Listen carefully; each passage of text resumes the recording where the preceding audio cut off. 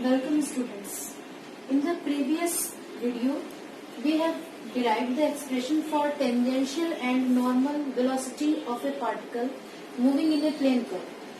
Now in this class, we will find expressions for tangential and normal acceleration for a particle moving in a plane curve. Okay?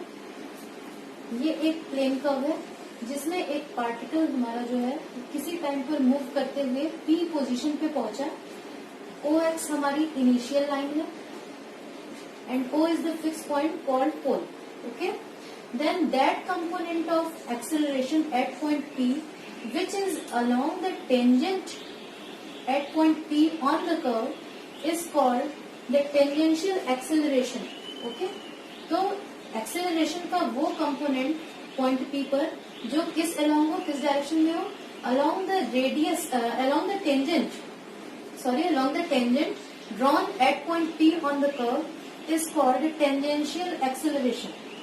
Okay, and the component of the acceleration which is along the normal drawn at the point P on the curve is called the normal acceleration. Okay, so we have to find the expressions for tangential acceleration and normal acceleration at point P on the curve. Okay, तो एक diagram हमारे पास है जिसमें किसी time t पर particle जो है वो P पोजीशन पे है. डेल्टा t टाइम बाद पार्टिकल की पोजीशन हो जाती है Q. ओके, इस पॉइंट P पर जो हमने टेंजेंट ड्रॉ किया, ये कर्व है हमारा, तो इस पॉइंट P पर जो हमने टेंजेंट ड्रॉ किया कर्व पे, तो वो बनाता है angle psi with the initial line O X. And point Q पर जो टेंजेंट ड्रॉ करते हैं हम कर्व पे, वो बनाता है angle psi plus delta psi with the initial line O X. Okay, यानी इन दोनों टेंजेंट्स के बीच जो एंगल है वो है हमारा डेल्टा शाई. ठीक, अब ये एक फिक्स पॉइंट ए हमने लिया जहां से हम पॉइंट पी और पॉइंट क्यू के आर्क लेंथ को मेजर करते हैं. हम लोग मान लेते हैं आर्क एपी की value s, arc A Q equal s plus delta s and arc P Q is equal to delta s. Okay, इस पॉइंट Q से हमने एक परपेंडिकुलर ड्रॉ किया at the tangent on point P. ठीक, और उसके बाद क्या किया, ये मान लिया M जो है वो फुट ऑफ परपेंडिकुलर है. ठीक, और ये जो PQ पॉइंट्स है इनको हम लोगों ने ज्वाइन कर दिया. ठीक, पॉइंट P पर जो कर्व पे हमारी पॉइंट P जो है उस पे हमारी जो टेंजेंशियल वेलोसिटी है, यानी ये इस टेंजेंट के लॉन्ग जो वेलोसिटी है वो हमने नोटेशन ले लिया V.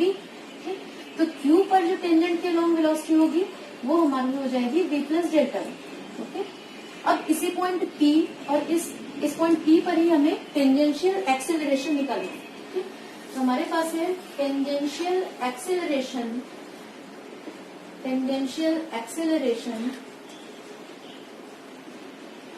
Eight point P equals limit delta t tends to 0, change in velocity along tangent at t in time delta t divided by delta t. ठीक, हमें पता है कि एक्सेलरेशन जो होता है वो होता है चेंज इन वेलोसिटी. ठीक, तो टेंजेंशियल एक्सेलरेशन जो होता है वो होता है rate of change of velocity. तो जो टेंजेंशियल एक्सेलरेशन हमारा है वो क्या होगा, rate of change of velocity along the tangent at P in time delta. ठीक, तो क्या हम लोग कैसे निकालेंगे इसको हम लोग लिख सकते हैं limit delta t tends to initial acceleration at point P is equal to limit delta t tends to 0 change in velocity along tangent at P in time delta t divided by delta t. ठीक, acceleration हम जानते हैं rate of change of velocity. ठीक, तो tangential acceleration जब हमें निकालना होगा तो rate of change of velocity along the tangent at P. ठीक, तो उसके लिए हम लोग क्या करेंगे, उसके लिए हम लोग निकालेंगे कि Q पर कितनी वेलोसिटी है, velocity at Q along tangent at P minus velocity at P along tangent at P divided by delta T. हम देख रहे हैं डेल्टा टी टाइम में पार्टिकल जो है वो यहाँ से P से Q पॉइंट पर पहुंच रहा है, ठीक है। तो Q पर जितनी इसकी वेलोसिटी है माइनस P पे जितनी वेलोसिटी है, और वो वेलोसिटी किस अलोंग हमको लेना है, हमें वो वेलोसिटी लेनी है along the tangent at P, ठीक। तो velocity at Q along tangent at P क्या होगा, अगर हमें Q पर देख रहे हैं तो हमारे पास Q पर जो वेलोसिटी है वो अलोंग टेंजेंट एट Q है v प्लस डेल्टा v। तो इसका जो कंपोनेंट जाएगा किस along, along the tangent at P, वो होगा v plus delta v cos delta t, ठीक। अब ये हम क्यों इसके अलोंग ले रहे हैं, QR के अलोंग, हमें तो P के टेंजेंट के अलोंग चाहिए था। तो क्या किया है हमने QR एक लाइन जो है वो ड्रॉ कर दी है parallel to tangent TP, okay. TP के पैरेलल हमने एक लाइन ड्रॉ कर दी है QR।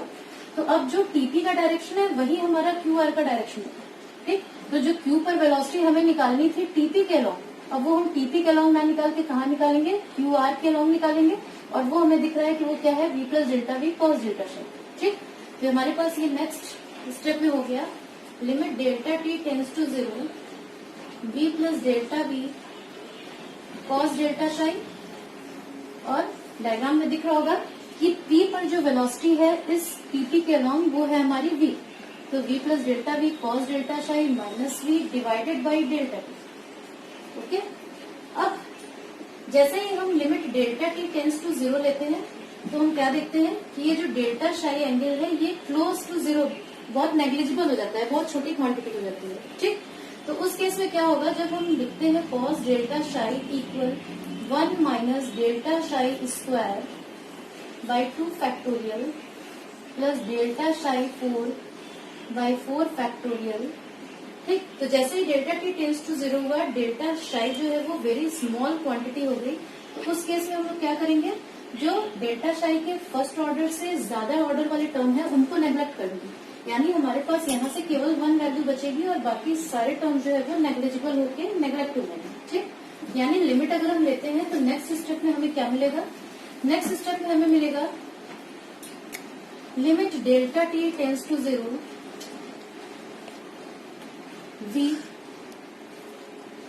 Delta v by delta t, केवल ये हमारे पास बचेगा, क्यों, क्योंकि ये v और v तो कैंसिल हो गए और लिमिट लेते ही ये कॉस डेल्टा टी की वैल्यू हमारी 1 हो जाएगी, तो बचेगा केवल delta v by delta t यानी dv बाई dt, ठीक। तो हमारा एक ये फॉर्मूला हो गया टेंजेंशियल एक्सीलरेशन निकालने का पॉइंट P पर। अब यहाँ पर v क्या है, v हम देख रहे हैं कि v हमारी टेंजेंशियल वेलोसिटी एट P है, और ये हम जानते हैं कि ये वैल्यू होती है ds बाई dt के बराबर, जो हम लोगों ने पिछली क्लास में डिराइव किया था, tangential acceleration equal ds by dt।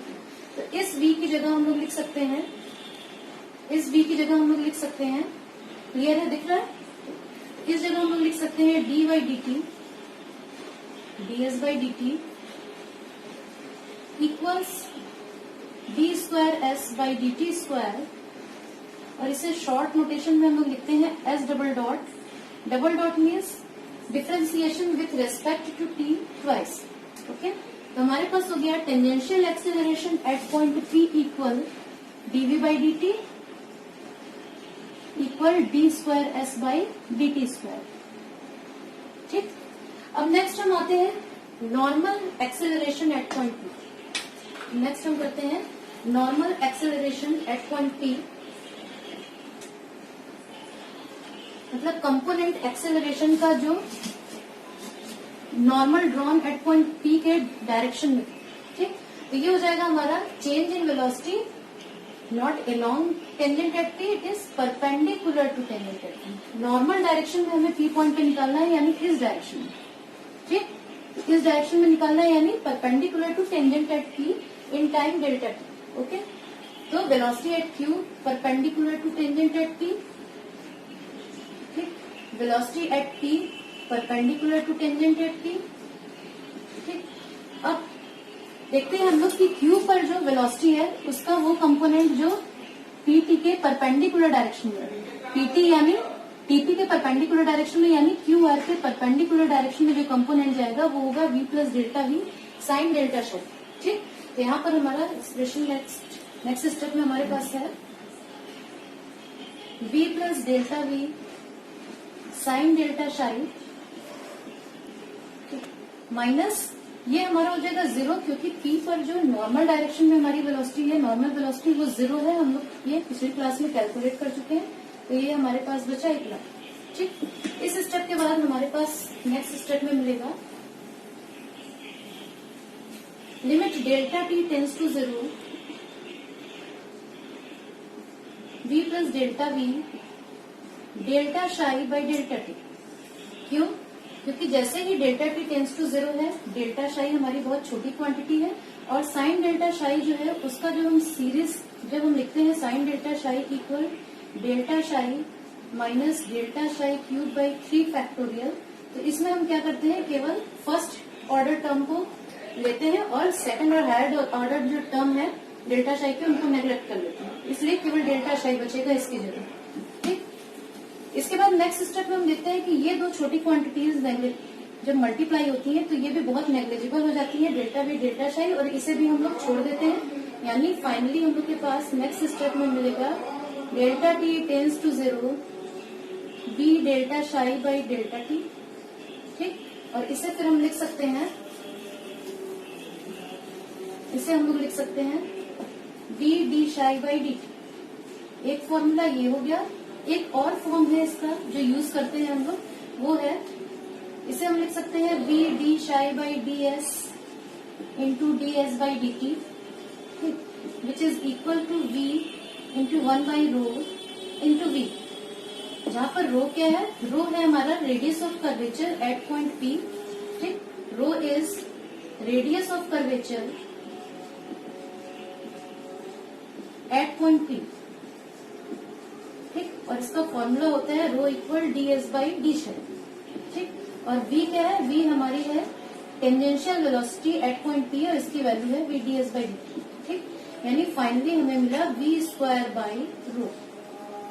ठीक, so normal acceleration at point p हमें क्या मिला, normal acceleration at point p is equal to v square by rho, where rho is the radius of curvature at point p on the curve. Okay, आज के लिए इतना ही।